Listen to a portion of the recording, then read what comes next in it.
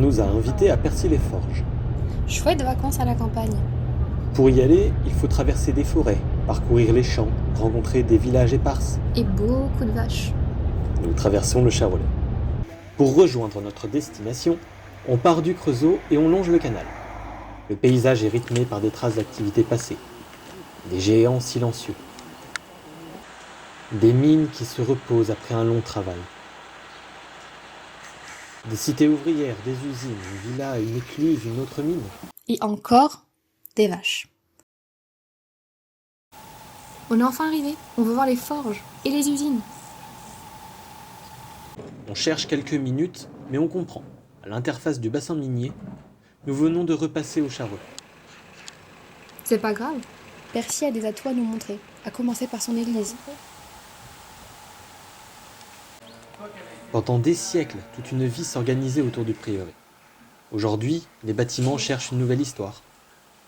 Comme la brasserie artisanale, juste en face de l'église. Mais nous, on veut s'écarter des beaux sentiers et regarder ce que le village ne nous montre pas. Et pourtant, le premier arrêt se fait sur l'îlot Montrocher-Casino. Cet endroit fonctionne comme une vitrine du village, mais son délaissement inquiète.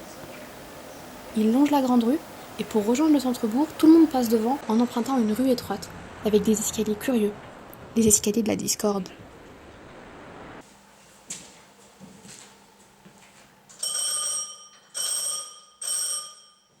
En rentrant, on se perd avec les différents niveaux, les passages et les murs de soutènement. Ça me fait tourner la tête, mais c'est aussi ce qui fait le charme de ces bâtiments anciens qui cachent encore plein de secrets. En continuant la promenade, on aperçoit une toiture gigantesque.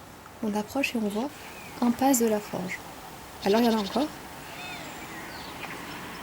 À travers une végétation qui fait monter le suspense, on voit une arche et une grande porte. Sans parler, elle nous invite, dans le silence d'un endroit déserté.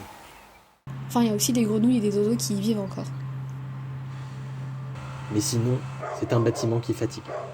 Les tuiles glissent, les murs s'abîment, et pourtant ce bâtiment compte encore beaucoup pour les habitants.